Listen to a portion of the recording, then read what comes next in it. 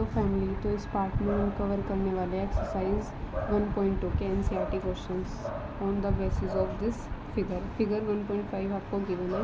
अब इसके कुछ पार्ट्स है वो कंप्लीट करते हैं। Place Ian's rectangular study table with 3 of its feet at the point this where will be the fourth foot of the table be। तो आपको 8,9 देखो 8 एक्स एक्सिस पे 8 और वाई एक्सिस 9, मतलब कि ये कुछ यहाँ पर आपको ये पॉइंट्स गिवन है 8,9 और फिर 11,9 11,7 11,7 और ये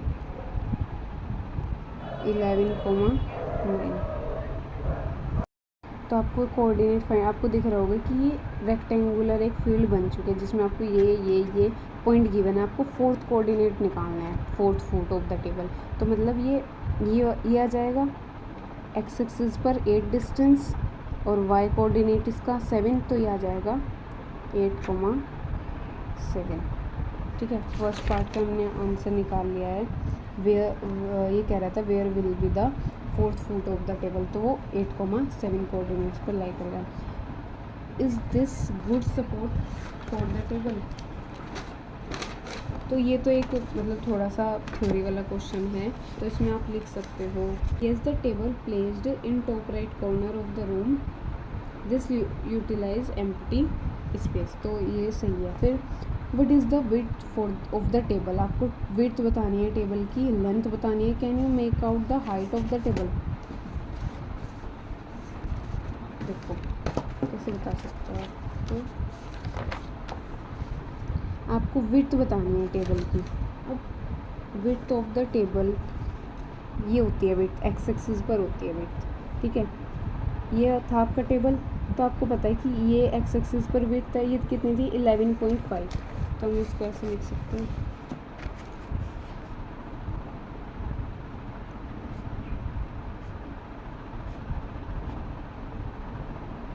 विड्थ ऑफ द टेबल क्या है आपके पास 11.5 में से अगर आप ये 8 कर दो माइनस, तो आपको विड्थ पता लग जाएगी टेबल की। 11.5 माइनस 8 ये आ गया।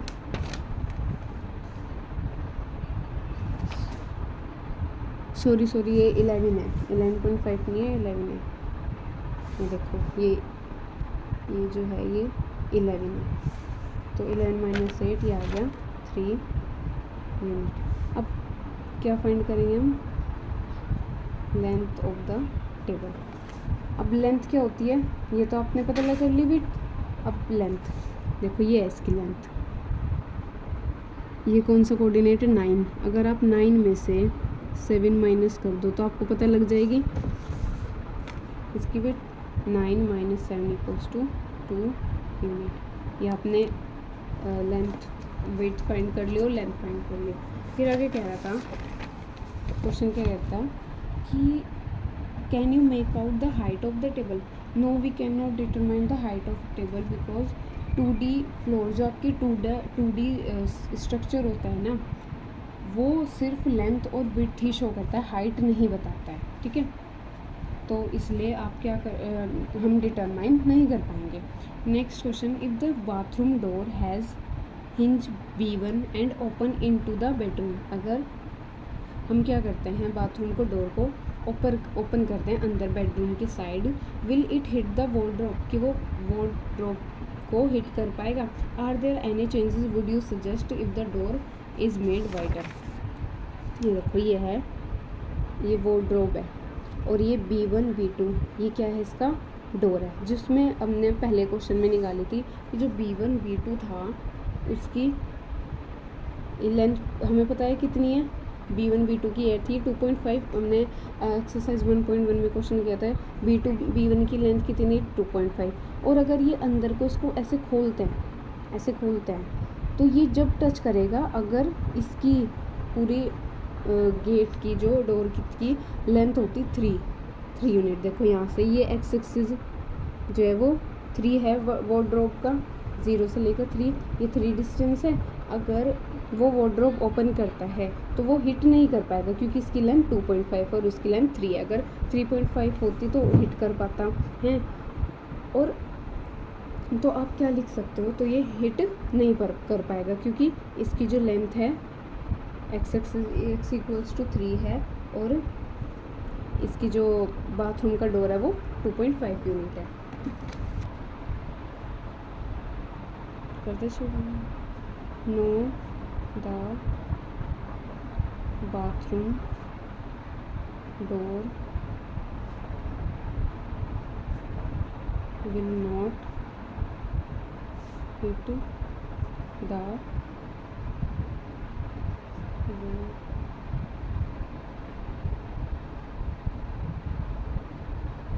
wardrobe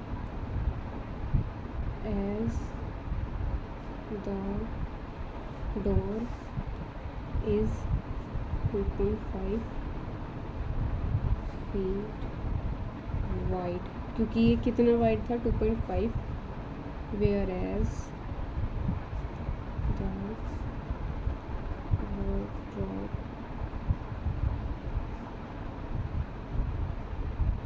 start from x equals to 3 है ना।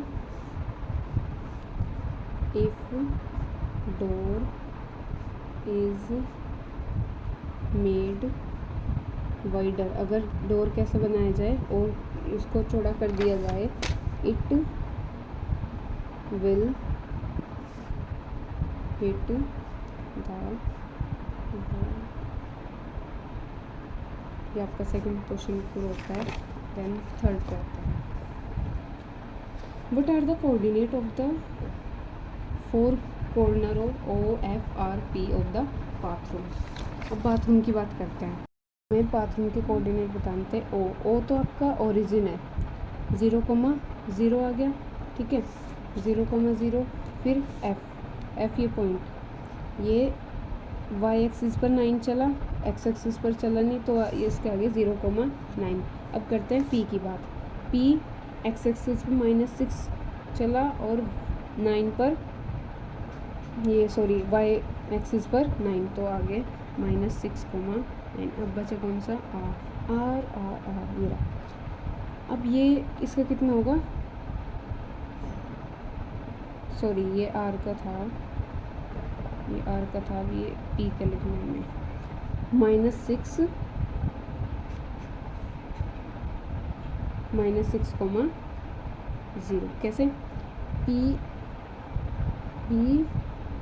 एक्स एक्सिस पर चला, वाई एक्सिस पर तो चला ही नहीं है ना, एक्स एक्सिस पर, तो इसलिए -6,0। नेक्स्ट पार्ट,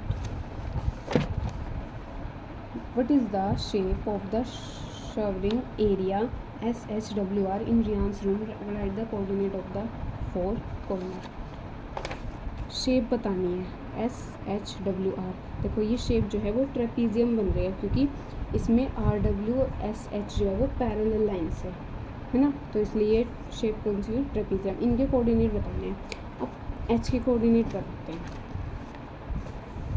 ये थर्ड का फर्स्ट पार्ट था, थर्ड का सेकेंड पार्ट। एच के कोऑर्डिनेट क्या है, एक्स एक्सिस पर कितना है -3 और वाई एक्सिस पर +6, तो एच के कोऑर्डिनेट आ गए -3,6।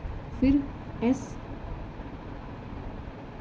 वाई एक्सिस पर 6 और इस पर -6, तो एस के आगे -6,6। फिर आर -6,9। डब्ल्यू ये आपका -2, एक्स एक्सिस पर -2,9। सेकेंड पार्ट कंप्लीट हो गया आपका, ठीक है, होप सो आपको समझ आ गया होगा। अब थर्ड पार्ट की बात करते हैं। Mark of 3 feet multiply 2 feet space for the wash basin and 2 feet multiply 3 feet space for the toilet, but write the coordinate of the corner of this space। अब जो 3 feet है ये क्या है,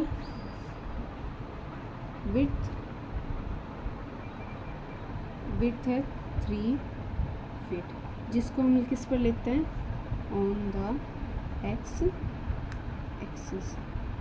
और आपको वाई कोऑर्डिनेट क्या है, मतलब वाई एक्स कोऑर्डिनेट क्या आ गया आपका 3, और वाई कोऑर्डिनेट क्या आ गया, जो कि लेंथ बताई गई है वो आ गया आपकी 2। अब वॉश बेसिन के लिए है, ये आपकी वॉश बेसिन है देखो। अब ये जो इनके बीच का ये जो डिस्टेंस है वो आपस में जो इनका गैप है, स्पेस है, वो 1 फीट का ही है, तो इसलिए वाई कोऑर्डिनेट 2 फीट आ गया, 1 2। तो इस पॉइंट के कोऑर्डिनेट कितना आ गया, वाई एक्सिस पे 2 और एक्स एक्सिस पे 3, तो ये आ गया 3,2 सॉरी -3,2।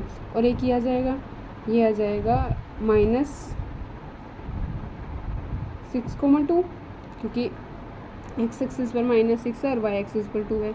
ये आ जाएगा -6,0 और एक आ जाएगा -3,0, जैसे कि आप ग्राफ में देख सकते हैं। इस तरह से पॉइंट हमने यहाँ पे लाई करा दिए, ये वेश बेसिन के क्या आगे कोऑर्डिनेट्स। अब बात करते हैं आगे क्या कह रहा है। अब 2 फीट मतलब ये इसकी क्या है, सॉरी विड्थ जो है वो किस पर लेते हैं हम। अब विड्थ 2 फीट ऑन द, ये एक्स एक्सिस का कोऑर्डिनेट आ गया 2 फीट और 3 फीट अब आ गया हमारे पास वाई कोऑर्डिनेट पास 3, तो मतलब 3 फीट हमारी लेंथ है।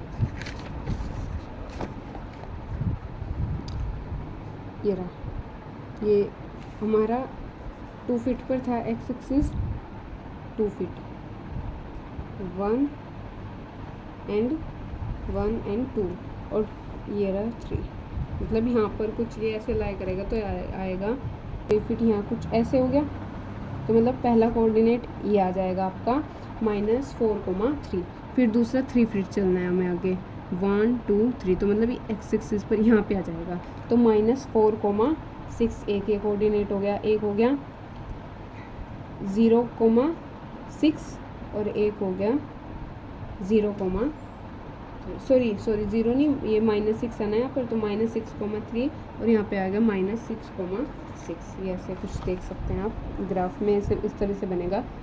ये समझ आ गया होगा आपको कि 2 फीट तो यहाँ पे लिया हमने, और उन्होंने क्वेश्चन में मेंशन किया है कि 3 फीट वाई एक्सिस पर है, तो इसलिए 3 फीट यहाँ से लेंगे और फिर आगे एक्सटेंड कर देंगे और 3 फीट, ठीक है, क्योंकि ये लेंथ है और ये विड्थ है 2 फीट। तो ये आप इसको ड्रॉ कर लेना। Then Rian's room door leads from the dining room, which has length 18 feet and width 15 feet. The length of the dining room extends from P to point A. Sketch the dining room and mark the coordinate of its corner. हमने क्या करना है, dining room का sketch बनाना है और coordinate बताने हैं dining room के, और जो कि उसकी जो लेंथ है वो 18 फीट तक, विड्थ 15 फीट है, जिसकी लेंथ को हमने एक्सटेंड कर दिया पॉइंट P से पॉइंट A तक। अब हमें क्या करना है, ड्रॉ करना है उसके रूम का स्केच एंड कोऑर्डिनेट्स बताने हैं उसके कॉर्नर से। अब लेंथ जो है वो पॉइंट P से पॉइंट A तक एक्सटेंड करके हमने, तो ये पूरी कितनी हो जाएगी, यहाँ से यहाँ तक 12 + 6 18 फीट हो जाएगी, ठीक है। सॉल्यूशन के थ्रू समझते हैं, देखो पूरा ये यहाँ से पॉइंट P से पॉइंट A तक ये आ गया पूरा 18 फीट, और ये 15 तक पूरी आ गया आपकी वाई एक्सिस पर, ये आ गया आपकी विड्थ। अब ये कॉर्नर आपको बाउंड्री पता लगी रूम की, तो आप कॉर्नर भी बता सकते हो, ये हो जाएगा -6,0, P पॉइंट के इतने आ गए -6,0, फिर इसको हमने K नाम दे दिया इसको पॉइंट को, ये आ गया -15 और -6, ये वाई एक्सिस पर कितना है 15 और एक्स एक्सिस से -6, फिर ये आ गया 12 और ये -15, तो वाई कोऑर्डिनेट -15, एक्स कोऑर्डिनेट 12, ये आ जाएगा 12,0, क्योंकि ये एक्स एक्सिस पर 12 चला और वाई एक्सिस तो चला ही नहीं, तो 12,0, तो आपके कॉर्नर पॉइंट्स आ गए। फिर नेक्स्ट पार्ट क्या कहता है, place a rectangular 5 feet multiply 3 feet dining table. आपको ना एक डाइनिंग टेबल डाइनिंग रूम के अंदर प्लेस करना है जिसकी जो विड्थ है वो 5 फीट है और जिसकी लेंथ है वो 3 फीट है। In the centre of the dining room, और ये सेंटर में होना चाहिए, मतलब बिल्कुल डाइनिंग रूम के बीच में होना चाहिए। Write down the coordinate of the feet of the table, और हमें क्या करना है, कोऑर्डिनेट बताने हैं टेबल के। देखिए अब ये हमारे पास डाइनिंग रूम था, ठीक है। अब इसका सेंटर पहले तो हमें पता लगाना है कि ये सेंटर में कहाँ आएगा। उसके लिए हमें क्या करना पड़ेगा, मिड पॉइंट फॉर्मूला यूज़ करना पड़ेगा। According to mid point formula X coordinate. अब जो मिड पॉइंट फॉर्मूला होता है ना, वो उसको में क्या होता है कि स्टार्टिंग पॉइंट, अब एक्स कोऑर्डिनेट निकालना है। सबसे पहले तो हम एक्स एक्सिस के लिए देखेंगे स्टार्टिंग पॉइंट और एंडिंग पॉइंट, ठीक है। प्लस करेंगे अपॉन 2, कैसे, एक्स कोऑर्डिनेट के लिए हम 12 और ये माइनस का 6 है, 12 माइनस 6, वैसे तो इनके बीच में प्लस आता है बट प्लस माइनस माइनस हो जाएगा, तो हो जाएगा 12 माइनस 6 अपॉन 2, ये आ जाएगा आपका 3। 12 माइनस 6 6, 2 से डिवाइड करेंगे 6 को, 3 आ जाएगा। फिर अब वाई कोऑर्डिनेट कैसे निकलेगा, ये देखिए 0 से माइनस 15, तो 0 प्लस माइनस 15 अपॉन 2, ये आ जाएगा माइनस का 7.5। इतना क्लियर है। तो हमें पता लग गया कि टेबल का सेंटर क्या है, 3 माइनस 7.5। अब इसको मेंशन करते हैं। देखो 3 एक्स एक्सिस का 3 और इसका वाई एक्सिस पे 7.5, तो कुछ यहाँ पे ये इस तरीके से यहाँ पे लाई कर रहे हैं। देखो ये आ गया 3 माइनस 7.5। हमें ये पता लगे ये सेंटर है। अब हमें इसके चारों ओर क्या बनानी है, डाइनिंग रूम को प्लेस, डाइनिंग टेबल को प्लेस करना है, ठीक है। अब देखते हैं, देखो इन्होंने कहा था क्वेश्चन में कि ये जो रहेगी आपकी, ये 5 फीट इसकी विड्थ है और 3 फीट इसकी कुछ ऐसे लेंथ है। तो ये सपोज करो ये आपका मिड पॉइंट है बीच में, ये यहाँ पे लाई कर रहा है, मतलब आप जब ग्राफ में बनाओगे तो अच्छे से बिल्कुल वो बीच में ही आएगा। तो इसका मतलब ये हो जाएगा कि हमें कोऑर्डिनेट क्या, सब 3 का हाफ करना पड़ेगा, ये आ जाएगा 1.5 इधर और ये 1.5 इधर, और 5 फीट का हाफ करेंगे तो 2.5 इधर आ जाएगा, 2.5 इधर आ जाएगा हाफ करते हुए। इतना समझ आया, ठीक है। इसके अकॉर्डिंग हमने इनको हाफ कर दिया। अब ये आपका एक्स एक्सिस क्या था, एक्स एक्सिस पे आपके जिसके कोऑर्डिनेट 3 निकला था, 3 में ये 3 निकला था, 3 में कितना ऐड करना है, 2.5, 3 प्लस 2.5 कुछ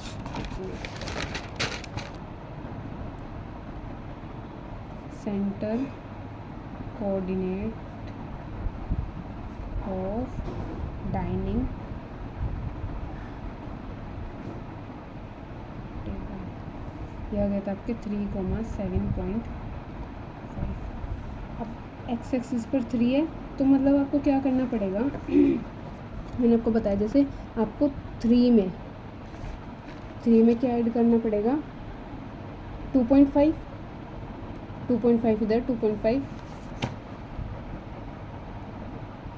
यह आ जाएगा 5.5, ऐसे ही -7, तो 3 प्लस 2.5 ये आ गया आपके पास 5.5, और -7.5 में एक बार -1.5, हम एक कोऑर्डिनेट आपके पास ये आ गया। जब हमने -7.5 में प्लस कर दिया 1.5, एक बार आपके पास -6 आ गया। अब क्या रहता है, 3 माइनस 2.5, ये आ गया आपके पास 0.5। तो इन कोऑर्डिनेट्स को कैसे प्लेस करना है हमने, देखो ये आ गया 0.5, यहाँ पर कुछ इस तरीके से होगा 0.5 और माइनस का 6, ये आ गया। देखो हमने यहाँ पे निकाला था 0.5 और -6, फिर 5.5 कहाँ पे आएगा, कुछ यहाँ पे आएगा, और 6 माइनस का 6, ठीक है। ऐसे सेम 0.5 -9 इधर आ जाएगा, अभी हमने निकाल लें 5.5 -9 कुछ ऐसे इधर आ जाएगा। ठीक है। तो होप सो आपको ये सब क्लियर होगा। बहुत अच्छे से प्रैक्टिस करनी होगी, बहुत अच्छे लॉजिकल क्वेश्चंस हैं। ओके, नेक्स्ट पार्ट में मिलते हैं। Bye bye.